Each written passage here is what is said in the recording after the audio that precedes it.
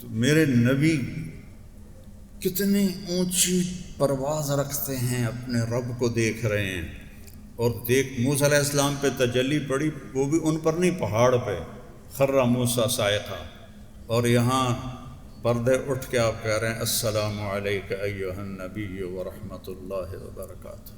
میرا رب کہہ رہا ہے.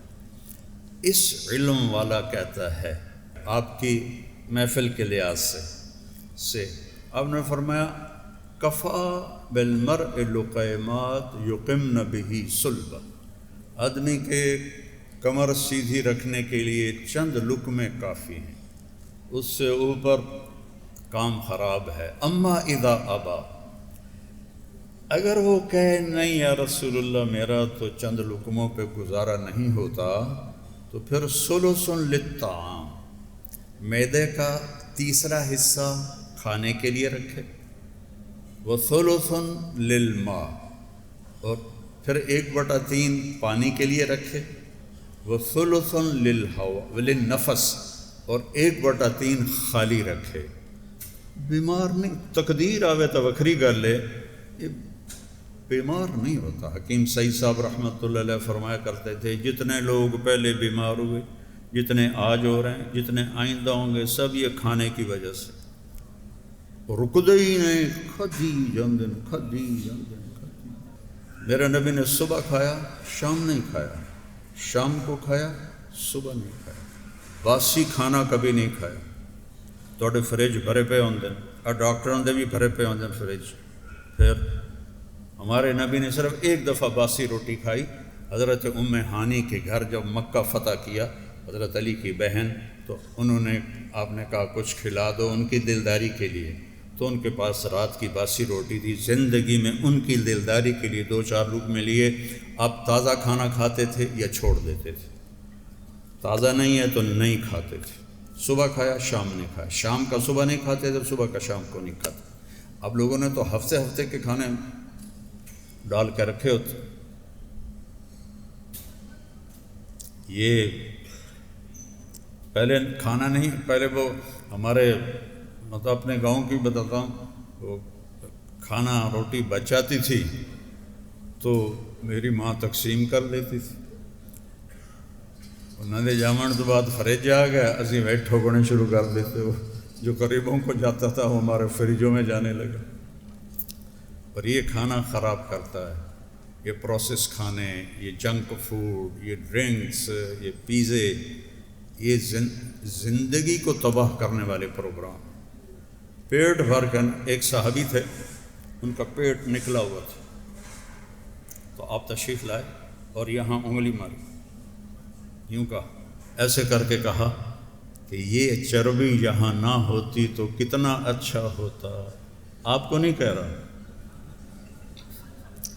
یہ چربی یہاں نہ ہوتی تو کتنا اچھا ہوتا.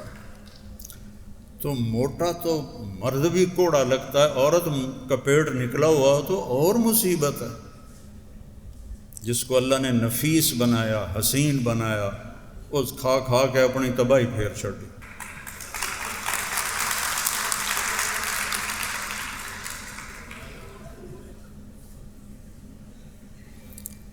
تو اپنے نبی کی زندگی پڑھو میرے بھائیو، پڑھو. اس میں اللہ نے دنیا اور آخرت کا ہر سامان چھپا کے رکھا ہے. اس کم بخت کو بھوکا رکھو، اس کو. میرے نبی نے فرمایا ما ملأ آدمی وعاء شرا من بطنہ، سب سے بدترین برتن جس کو کوئی بھرتا ہے وہ اس کا پیٹ ہے. حضرت عمر رضی اللہ عنہ کے گھر میں ان کے لیے پکی ہوئی روٹی کو کوئی چبا نہیں سکتا تھا. ایسی خیر اب وہ تو ہم نہیں کر سکتے، لیکن میں صرف آپ کو نمونہ پیش کر رہا ہوں. کوفے میں 2 شخص آئے. ایک شخص آیا، کہا جی امیر المومنین سے ملنا ہے. تو حضرت علی سے ہی کہہ رہا تھا، وہ امیر المومنین تھے. کہا وہ آتے ہی ہیں. تھوڑی دیر کے بعد حسنین آ گئے، تو آپ نے اشارہ کیا تو وہ گئے، ان کے لیے کھانا لائے. بہترین کھانا. اور وہ شخص جو تھا وہ ایک کونے میں بیٹھ کے ستو کھا رہا تھا، پھیکے ستو. تو وہ مہمان کہنے لگا یہ غریب بیچارہ ستو کھا رہا ہے، میرے آگے ایسا کھانا ہے، اس کو بھی بلا لو وہ بھی کھا لے. کہ یہی امیر المومنین ہیں جن سے تم ملنے کے لیے آئے ہو. ان کے ستو ان کی شہادت تک مدینے سے آتے تھے اور وہ کھاتے تھے، اور طاقت اتنے تھی کہ خیبر کا دروازہ پھاڑ دیا. اور میں نے استنبول میں آپ کی تلوار دیکھی، وہ تلوار ویکھ کے ڈر لگتا ہے، اتنی وزنی اور بھاری تلوار. تو اگر آپ اپنی صحت چاہتے ہیں تو اس کو بھی اصول بنائیں. ایک وقت میں کئی کھانے اکٹھے مت کریں، کھانے کے ساتھ میٹھے کو مت ملائیں، کھانے کے ساتھ میٹھے کو مت ملائیں، پیٹ بھر کے مت کھائیں. پہلے چاول کھاندے ہیں پھر روٹی نہیں شروع ہو جاندے، پہلے روٹی کھاندے ہیں پھر چاول نہیں شروع ہو جاندے. تو اتو حلوہ پوڑی بھی آ جاندہ، راتی حلوہ پوڑی، ایڈی جہالت. سب کچھ کھا کے حلوے پوڑی کھا رہے ہوں. پھر سیوانہ پیندن تو کاربن ڈائی آکسائڈ ہے وہ باہر نکل جاندے ہیں. شکر ہے ہاضمہ ہو گیا. اور ہاضمہ نہیں ہویا تیرا ستیہ ناس ہو گیا. تو اپنے نبی والی سیرت کو اپنائیں.